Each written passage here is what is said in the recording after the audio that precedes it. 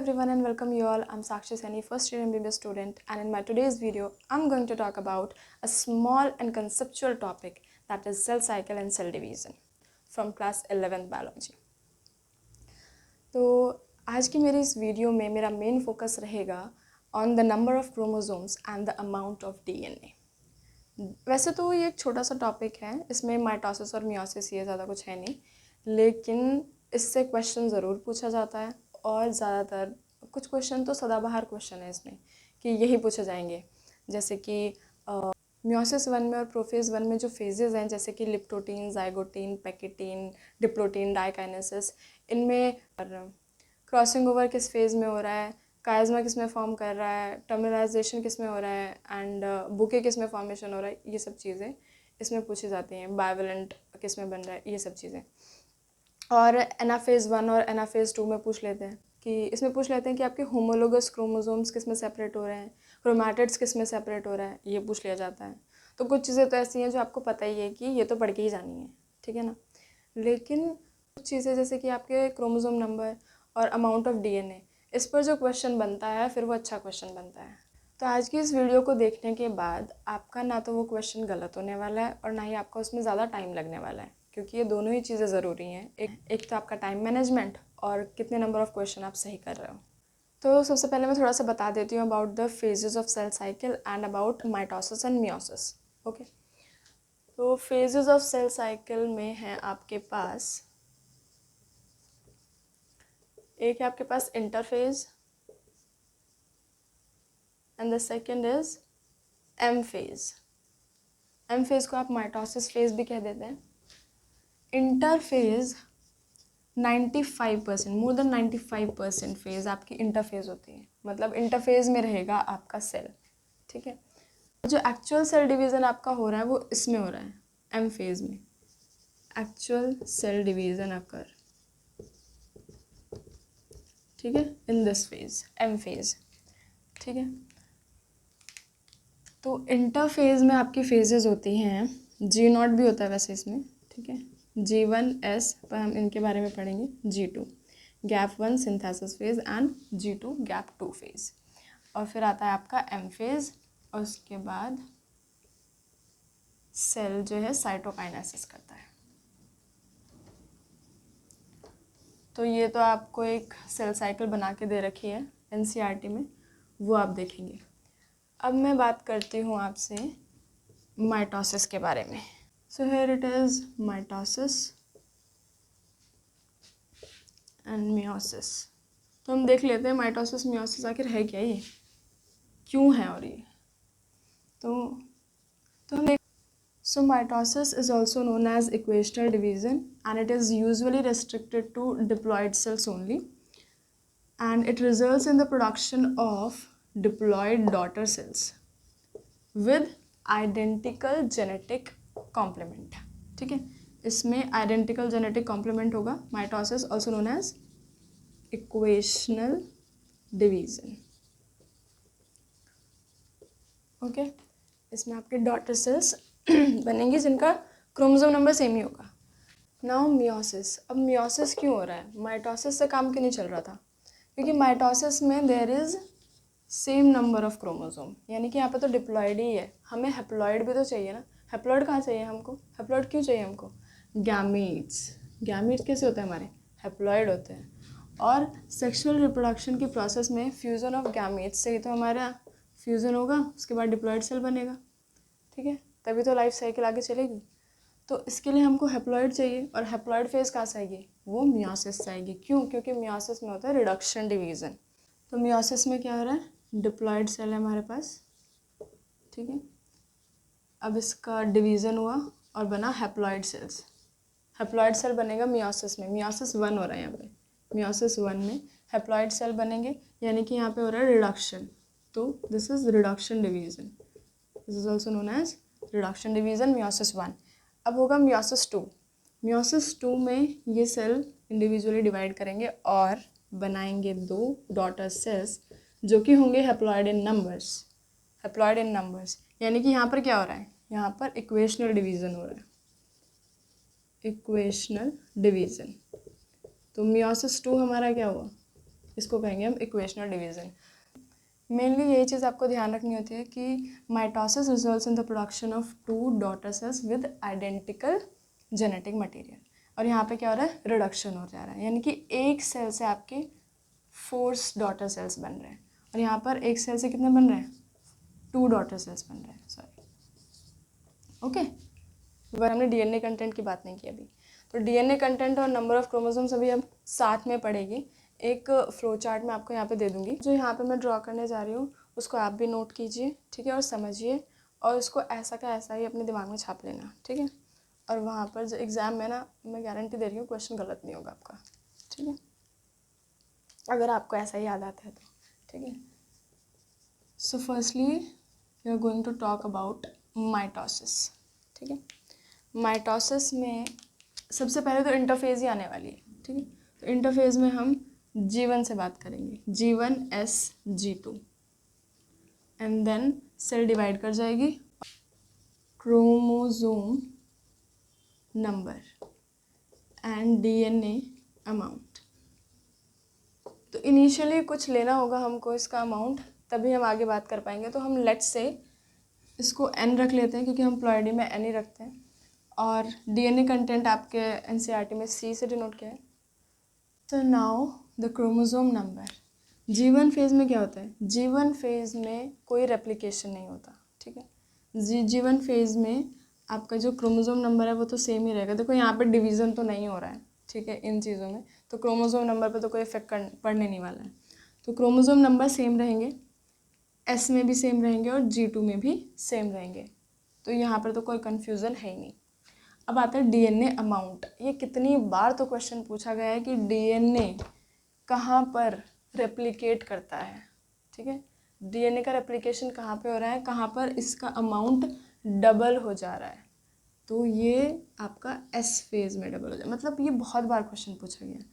यहाँ पर DNA amount है C, इनिशियली C था, G1 में कुछ नहीं हुआ, ये तो सिर्फ ग्रोथ हो रही है। यहाँ पे S में सिंथेसिस फेज़ में यहाँ पे आ जाता है आपका अमाउंट 2C, डीएनए अमाउंट हो जाता है आपका डबल और हो जाता है 2C।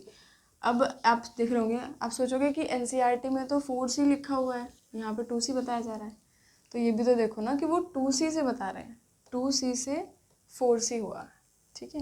उसको पूरी लाइन को पढ़ना तब पता चलेगा कि 2C से 4C हुआ है, यानी कि ये भी तो डबल ही बता रहे हैं ना, मैं इससे बता रही हूँ C से 2C। और यहाँ पर क्या होगा G2 में, यहाँ पर क्या C लिख दूँ, नहीं, यहाँ पर 2C ही रहेगा, वही तो रहेगा ना अमाउंट, कुछ नहीं चेंज हो रहा है। यहाँ पर प्रोटीन सिंथेसिस वगैरह होता है, सेल करती है डिवाइड, तो ये हुआ सेल डिवीज़न। यहाँ पे लिख देते हैं हम माइटोसिस हो रहा है। और अब नंबर ऑफ़ क्रोमोसोम्स क्या रहेंगे, ठीक है। तो नंबर ऑफ़ क्रोमोसोम्स यहाँ पर एज की ये इक्वेशनल डिवीज़न है, हम पहले ही पढ़ के आ चुके हैं, n ही रहेगा। नंबर ऑफ़ क्रोमोसोम्स चेंज नहीं कर रहे हैं, हाफ नहीं हो रहे हैं, but the DNA amount reduces and becomes C। अब ये C बन जाएगा। तो आप यहाँ पर लिख लीजिए कि क्रोमोसोम नंबर आफ्टर डिवीज़न, ठीक है, डिवीज़न हुआ तो chromosome number remains same and the DNA amount gate half, ठीक है। यहाँ पर हाफ हो जाएगा इससे, ना कि इससे, जो यहाँ पर था G2 में, अब इससे हाफ हो जाएगा ये, ओके। Now meiosis. अब हम मियोसिस के बारे में पढ़ते हैं कि मियोसिस में क्या हो रहा है। मियोसिस में 2 फेजेस हमें पता है, पहली मियोसिस 1, मियोसिस 2, तो दोनों ही पढ़ेंगे हम। सबसे पहले क्रोमोसोम नंबर, जो कि हम n लेके ही चल रहे हैं, वहाँ पर आपको NC में भी दे सकता है, या फिर आपको ऐसे दे देगा 8 दे देगा यहाँ पे कि 8 नंबर ऑफ़ क्रोमोसोम्स हैं, तो S में कितने हैं, अभी हम क्वेश्चन सॉल्व करेंगे, ठीक है। क्रोमोसोम नंबर, यहाँ पे DNA amount, G1 S G2, okay. यहाँ पर हम लगा लेते हैं मियोसिस 1 और इधर हो रहा है हमारा मियोसिस 2। मियोसिस क्रोमोसोम नंबर यहाँ पे बिल्कुल सेम आपको ये लिखना है, क्योंकि ये तो इंटरफेज है ना, इसमें तो कोई फ़र्क नहीं पड़ रहा कि मियोसिस हम बाद में मियोसिस करा रहे हैं या बाद में माइटोसिस करा रहे हैं, उससे कोई मतलब नहीं है। एन एन और यहाँ पर सी 2C वही अमाउंट रहेगा दोनों का, क्रोमोसोम नंबर और डीएनए का अमाउंट। अब मियोसिस 1 में हमने पढ़ा क्या, रिडक्शन डिवीज़न होता है। रिडक्शन डिवीज़न इसका क्या मतलब है, रिडक्शन डिवीज़न मतलब क्रोमोसोम नंबर अब हाफ हो जाएंगे। क्रोमोसोम नंबर हो गए हमारे यहाँ पर हाफ, ठीक है। इसको हम ऐसे लिख लेते हैं, क्रोमोसोम नंबर हमारे हो गए यहाँ पे हाफ, और डीएनए का जो अमाउंट है वो क्या रहेगा, सेम नहीं रहेगा, वो हाफ होता रहेगा। तो डीएनए का अमाउंट हो गया हाफ और हो जाएगा सी, ये हो जाएगा यहाँ पे n/2 और यहाँ पर हो जाएगा सी, यानी कि अमाउंट क्या हो गया हाफ। यहाँ पे आप लिख लीजिए कि आपका chromosome number half and DNA amount half. Now meiosis 2, meiosis 2 में इक्वेशनल डिवीज़न होता है तो सेम इसके जैसा होगा, तो क्रोमोसोम नंबर क्या होंगे, सेम रहेंगे, chromosome number remain same, chromosome number remain same, ठीक है।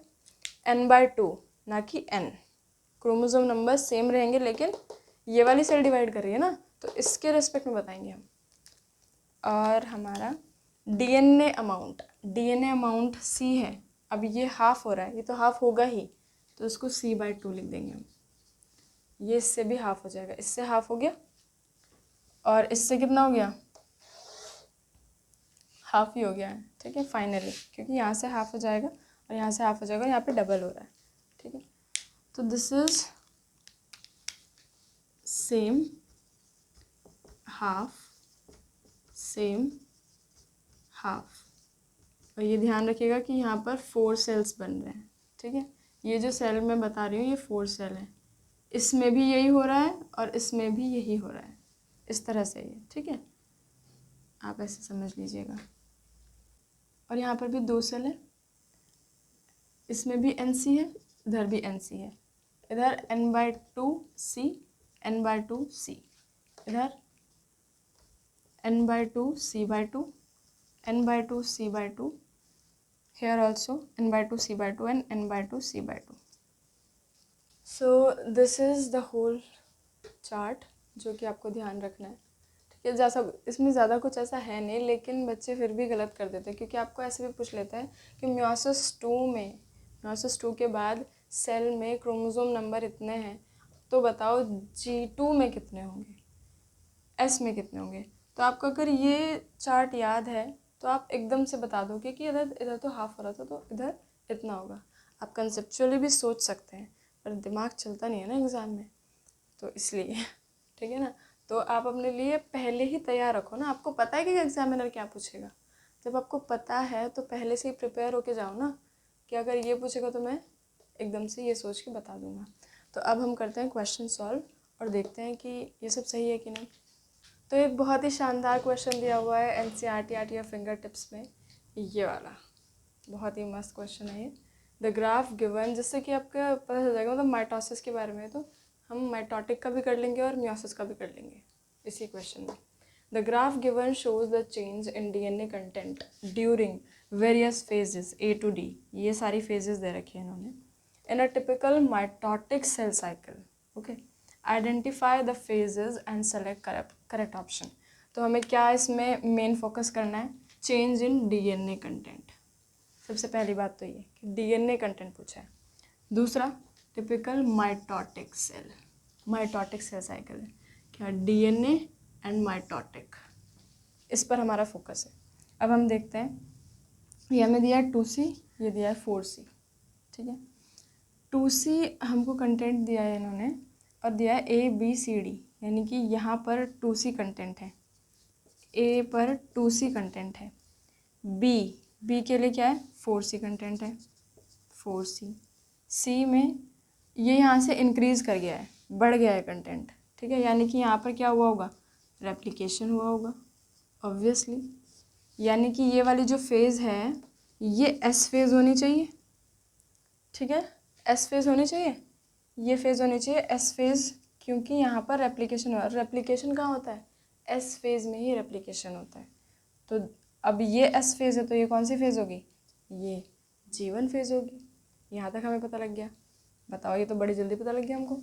और फिर यहाँ पर ये उतना ही रहा है सी में उतना ही रहा है, यानी कि 4C ही रहा है, जो कि हमारा किस में होता है, G2 फेज में होता है।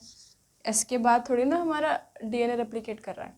उसके बाद हमको पता है कि क्या होगा, डिवाइड करेगा सेल और ये हाफ हो जाएंगे नंबर ऑफ मतलब अमाउंट ऑफ DNA हाफ हो जाएगा और क्या हो जाएगा, 2C हो जाएगा। क्या हम देख रहे हैं कि ये 2C ही हो गया है। तो which option is correct, G1 S G2 and उसके बाद M phase. G1 S G2 and M phase, ABCD, इसको भी देख लेते हैं हम एक बार, क्योंकि यहाँ पर अगर हमें DBC ऐसे करके दिया हो तो our answer is C is correct option. ये तो बड़ी जल्दी पता लग गया हमको, क्योंकि हमने ये वाला क्वेश्चन बहुत मतलब ग्राफिकल फॉर्म में दिया हुआ है। अच्छा क्वेश्चन है। अब इससे हम मियोसिस को भी सॉल्व करते हैं। मान लो यहाँ पर हमें माइटोटिक ना देकर दिया है मियोटिक। अब हमसे DNA कंटेंट पूछा है तो क्या होगा, एनीवन कैन आंसर? पहले सोच लो आप, फिर मैं बताती हूँ।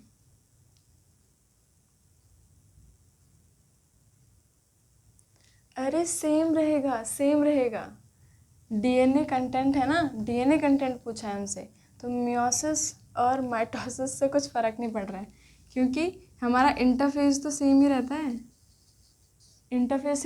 तो यहाँ पे मियोसिस दिया हो या माइटोसिस दिया हो कोई फ़र्क नहीं पड़ता है। इसका आंसर यही रहेगा, सेम। अगर यहाँ पे क्रोमोसोम दिया होता, अगर यहाँ पर चेंज किया हुआ है और दिया है क्रोमोसोम, तो फ़र्क पड़ता है, क्योंकि इसमें फिर हमको मियोसिस 1 और मियोसिस 2 भी डिफाइन करके देगा वो, कि कहाँ पर पूछ रहे। ठीक है, वो हम बताएंगे। अब इससे भी एक और अच्छा क्वेश्चन आज अब हम सॉल्व करेंगे। ठीक है, नाउ दिस क्वेश्चन। अब इस क्वेश्चन को करने के बाद आपका पूरे कंसेप्ट्स क्लियर हो जाएंगे। जो मैंने वो आपको डायग्राम बनवाया है उसका इम्पोर्टेंस आपको समझ आ जाएगा और आप ये खुद ही कर दोगे क्वेश्चन। देखो, अभी एकदम से वो कॉपी लेकर बैठना अगर आपको याद नहीं हुआ तो। इफ़ मियोसिस 2, M2 यहाँ पर क्या है, मियोसिस 2 है। Meiosis 2 products have 10 chromosomes, 10 chromosomes यहाँ पे नंबर दिया हुआ है, एंड 20 पिकोग्राम DNA। ठीक है, 20 picogram DNA। Then what will be the number of chromosomes and DNA amount respectively, यानी कि ये नंबर ऑफ क्रोमोसोम्स है और ये DNA अमाउंट है इन G2 फेज। किस में पूछा हमसे, G2 phase of meiocyte. Meiocyte तो पता है ना, मियोसाइट विच अंडरगो मियोसिस। ठीक है, तो अब हम यहाँ पर वो फ्लो चार्ट एक बार रिकॉल करते हैं। हमको पता है कि हमें मियोसिस 2 तक जाना है और G2 से शुरू करना है, तो शुरू करते हैं G2। उसके बाद क्या आ जाएगा, S तो पहले है ना हमारा, यानी कि DNA का रेप्लिकेशन नहीं। ठीक है, इन्होंने यहाँ पे हमको M2 में दिया है प्रोडक्ट, G2 लिखते हैं। डिवाइड कराते हैं सेल को और यहाँ पर लिखते हैं मियोसिस 1, यहाँ पर लिखते हैं मियोसिस 2। मियोसिस 1 में यहाँ पर हमको उल्टा चलना है। ठीक है, हमको पता है कि यहाँ पर नंबर ऑफ़ क्रोमोसोम्स, इसमें भी लिख देते हैं, चलो। नंबर ऑफ़ क्रोमोसोम्स n होते हैं एंड 2C अमाउंट होता है हमारा इनिशियल से। हमने ये सब लिख लिया। यहाँ पर कितना होता है, यहाँ पर हो जाता है हमारा अमाउंट हाफ, और कंटेंट ये भी हाफ हो जाता है, C हो जाएगा ना यहाँ पे n/2 एंड C/2 हो जाता है। ये हमको पता है पहले से। अब हम लिखते हैं 10 क्रोमोसोम्स, 10 क्रोमोसोम्स हैं यहाँ पर and 20 picogram DNA। 10 chromosome 20 picogram DNA ये यहाँ पर है, यानी कि 10 क्रोमोसोम्स यानी कि n/2 जो है वो 10 क्रोमोसोम्स है। आपको ऐसे सॉल्व करना है, वहाँ पर ये सबसे नहीं सॉल्व करना है कि इसको पीछे करते गए तो फिर देर लग जाएगी आपको। n/2 is 10 chromosomes and C/2 this is 20 picogram.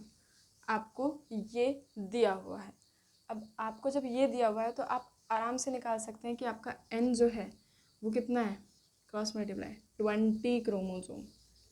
20 chromosome थे आपके इनिशियली, एंड C/2 से आपको क्या पता लगता है कि आपका कंटेंट कितना था, DNA content, that is 40 picogram initially. आपके पास इनिशियल आ गया, n is 20 chromosome and C is 40 picogram. अब आप आराम से बता सकते हैं कि G2 फेज़ में क्या हुआ होगा। G2 में there is n number of chromosome and double the amount of DNA which was initially. तो ये कितना हुआ, इससे डबल हो गया, 2 × 40 दैट इज़ 80। तो आपका आंसर क्या आ जाता है, 20 क्रोमोसोम्स एंड 80 पिकोग्राम DNA। तो ऑप्शन में कहाँ है 20 एंड 40, 20 एंड 80, 20 एंड 80। तो the answer is D, this is the correct answer. This is how you can solve the question very easily and fastly, ठीक है। और इसमें एक्यूरेसी के चांसेस भी बहुत ज़्यादा हैं, गलत भी नहीं होगा, आपको दोबारा देखना भी नहीं है कि क्या क्या है। बस आपको ये इनिशियल फेज़ पता होनी चाहिए, इतना लिख लो, बस इतना लिख लो आप। इतना लिखने से आपका काम हो जाएगा। और आपको यहाँ पे जो क्रोमोसोम्स हैं यहाँ पर दिए, यहाँ पर दिए, कहीं पर भी दिए, कहीं के पूछें, कुछ भी आप एकदम से बता दोगे। So this is all about today's video and thank you so much for listening. I hope this video helps and लगे रहो, 1.5 महीना बचा है बस नीट के लिए और अच्छे से पढ़ते रहो। Thank you so much once again, take care, मिलते हैं नेक्स्ट वीडियो में, बाय बाय।